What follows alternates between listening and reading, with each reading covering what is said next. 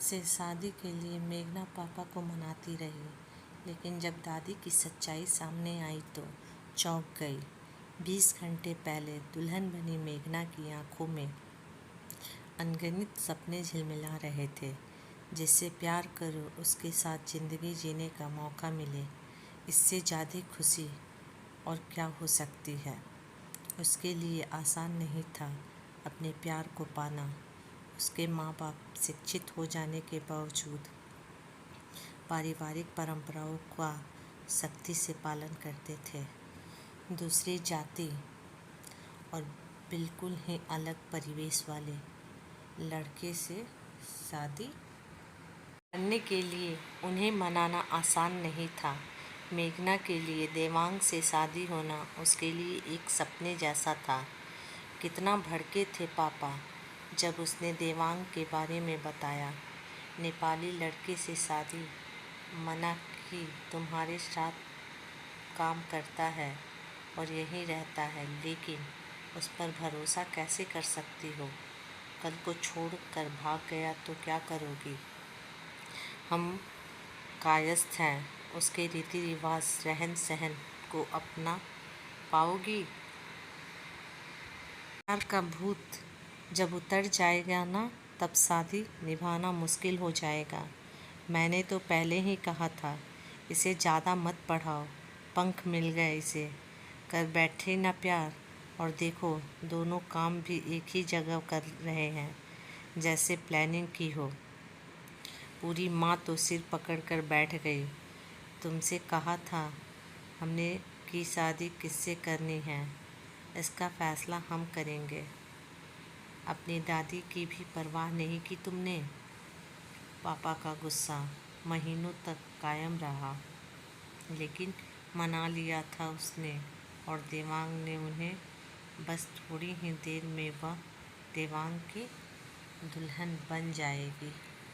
किसी से मोहब्बत हो जाना क्या आपके बस में होता है? कॉलेज में ही उसकी मुलाकात देवांग से हुई थी। पढ़ाई में अच्छा होने के साथ साथ वह बहुत ही सभ्य और शालीन था। उनकी दोस्ती धीरे धीरे मधुर रिश्ते में बदल गई और उन्होंने शादी करने का फैसला किया। आखिरी सेमेस्टर खत्म होने से पहले ही उन दोनों को एक मल्टीनेशनल कंपनी में अच्छी नौकरी मिल गई। देवांग ने पहले ही अपने परिवार से बात कर ली थी और वे इस शादी के लिए तैयार थे। मेघना को ही अपने पापा और दादी से बात करनी थी। उसकी माँ हमेशा पति या सास के फैसले के प्रति तटस्थ रहती, पर इस बार वह भी मुखर हो उठी थी। उसकी दादी बहुत ज़्यादा नहीं बोलती थी, बहुत ही कम किसी से बात करती थी। दखलंदाजी करना पसंद नहीं था उन्हें। घर के काम अभी भी चुस्ती से निपटा देती थी और किताबें पढ़कर अपना अधिकतम समय गुजारती थी। लेकिन घर और समाज में उनका बहुत सम्मान था। मेघना के पापा कभी भी उसने पूछे बिना कोई निर्णय नहीं लेते थे। मेघना ने शीशे में एक बार खुद को देखा। लाल रंग की साड़ी में उसका रूप और खिल उठा था। उस दिन की बात सोच आज भी कपकपा जाती है वह। जब उसने डाइनिंग टेबल पर जब खाना खाने के लिए सब मौजूद थे, देवांग के बारे में बताया था। जैसा कि अपेक्षित था, उसके पापा क्रोधित हो गए थे। देवांग के बारे में जानते ही उसके पापा चिल्लाने लगे, ये रिश्ता कैसे हो सकता है, लोग क्या कहेंगे। पापा अपने स्टेटस से लेकर हर बात की दुहाई देते रहे। दादी कुछ देर चुप रही, फिर बोली, मेघना तुम थक गई होगी, जाकर आराम करो, अभी और कुछ कहने की ज़रूरत नहीं है, शांत रहो, हम कुछ दिन में अपना फैसला बताएंगे। उसके बाद उसने दादी को कई बार पापा से अकेले में बात करते देखा। एक हफ्ते बाद अचानक उन्होंने मेघना से देवांग का नंबर मांगा। उस समय वह बिल्कुल भी गुस्से में नहीं थे, उनके स्वर में कोमलता थी। पापा में आए इस बदलाव से वह बहुत हैरान थी। उसने कुछ नहीं पूछा, बस देवांग का नंबर दे दिया। 3 महीने बाद उसकी देवांग से शादी होने वाली है। उसके लिए यह अभी भी एक पहेली था कि उसके पापा आखिर कैसे राजी हो गए उन दोनों की शादी के लिए। हालांकि देवांग भी घर आकर उनसे मिला था। अचानक फ़ोन बजा। दादी का फ़ोन था। मेघना, मेरे कमरे में आना। वह हैरान रह गई। इस समय दादी क्यों बुला रही हैं? बारात आने ही वाली होगी। दरवाज़ा बंद कर दो, दादी बोली। फिर दादी ने मेघना को अपने पास बिस्तर पर बैठाकर उसके गाल चूम लिए। दुनिया की सबसे खूबसूरत दुल्हन लग रही है मेरी प्यारी गुड़िया। मेघना की आंखें भर आई। वह दादी से लिपट गई।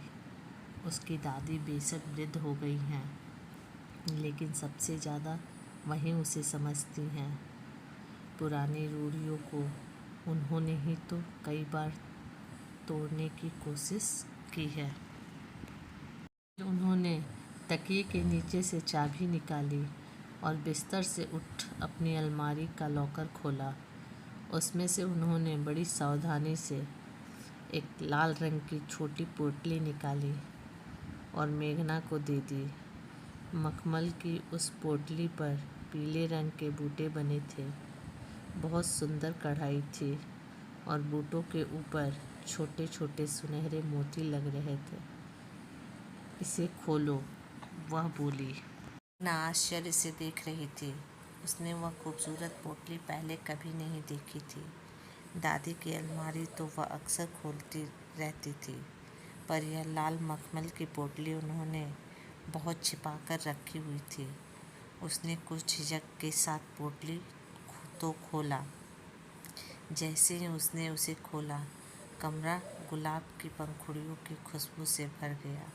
उसके अंदर सुंदर नक्काशीदार कांच की एक छोटी सी शीशी रखी थी। उसमें कुछ तरल पदार्थ भरा हुआ था। यह क्या है? परफ्यूम है क्या? ओह, इसकी खुशबू कितनी अच्छी है। आप इसे मुझे क्यों दे रही हैं? बेटा, यह परफ्यूम नहीं है। हमारे समय में इसे इत्र कहा जाता था। इसकी खुशबू इतनी अच्छी है, यह मुझे उपहार में दी गई थी। मेरे पहले और एकमात्र प्यार ने इसे मुझे दिया था। मैंने केवल उसी से प्यार किया। ओ दादी, आपका मतलब है कि दादाजी ने यह इत्र आपको उपहार में दिया था? इसकी शीशी भी कितनी सुंदर है और खुशबू तो लाजवाब है, सीधे मन में उतरकर जिस्म को महकाने वाली। जी बेटा, मैंने कहा मेरा पहला और एकमात्र प्यार। तुम्हारे दादाजी मेरे पति थे। मैंने हमेशा उनका सम्मान किया, लेकिन उनसे प्यार नहीं कर पाई, कर ही नहीं सकती थी। मैंने हमेशा अपनी सारी जिम्मेदारियां दिल से निभाई, कोई भी कर्तव्य पूरा करने से नहीं चूकी, लेकिन उनको अपना दिल या प्यार नहीं दे पाई जिसके वो हकदार थे। मैं आज भी इसके लिए खुद को दोषी महसूस करती हूँ। एक गिल्ट आज तक मुझ पर हावी है कि मैं तुम्हारे दादाजी की पत्नी तो बनी, पर प्रेमिका नहीं। उनके साथ जिंदगी तो गुजारी, पर प्यार नहीं किया। फिर खादी के कपड़े का चौकोर थैला पकड़ाते हुए बोली, इनमें एक किताब है, कविताओं का संग्रह है। ये वे कविताएं हैं जिन्हें मेरे प्यार ने मेरे लिए लिखा था। इन्हें छपवाने के बाद मुझे भेंट की थी। जानती हो, उन्होंने केवल इसकी 2 ही प्रतियां छपवाई थी, एक मेरे लिए और एक अपने लिए। वह नहीं चाहते थे कि हमारा प्यार जो उन्होंने इन कविताओं में उड़ेला है, उसे कोई और पढ़े। वह हमारा प्यार था, हमारे दिल में एक खुशबू की तरह बसा रहा हमेशा। मेघना हैरान थी। दादी किसी से प्यार करती थी? उसके लिए यह किसी बड़े आश्चर्य से कम नहीं था। वह कल्पना नहीं कर पा रही थी कि दादी किसी से प्यार कर सकती हैं। दादी, यह कैसे संभव है? आप किसी से प्यार करती थी?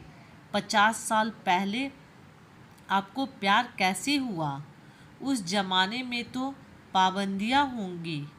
इतनी हैरान न हो और यह मत भूलो कि 50 साल पहले भी तुम्हारी तरह एक लड़की थी और तब भी लड़कियों के मन में भावनाएं होती थी।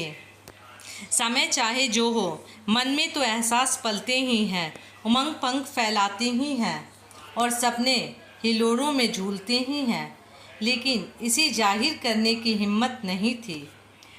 मुझे भी अपने माता पिता के फैसले को स्वीकार करना पड़ा। बाद में मुझे पता चला कि मेरे प्यार ने आत्महत्या कर ली। अब तक मैं खुद को माफ़ नहीं कर पाई हूँ।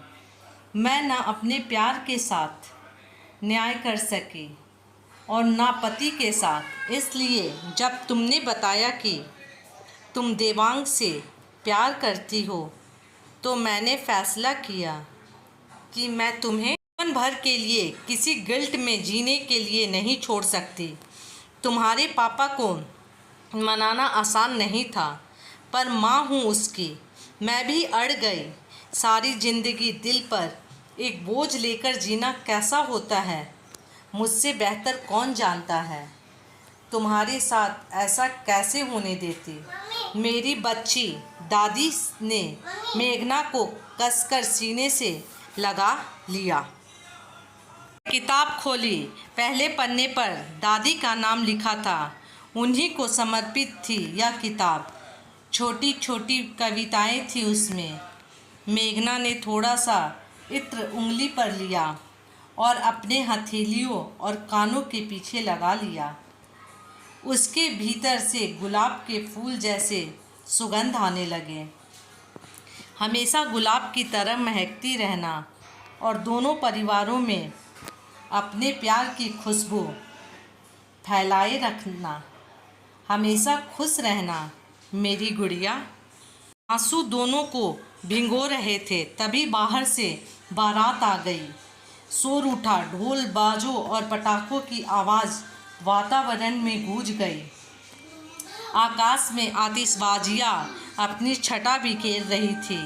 मेघना इत्र की खुशबू अपने से लपेटे प्यार की दुनिया में कदम रखने के लिए आगे बढ़ गई। दादी अपनी बच्ची को खुश देखकर बहुत खुश थी। तो यदि मेरी कहानी अच्छी लगे तो लाइक, सब्सक्राइब, कमेंट और शेयर ज़रूर करें।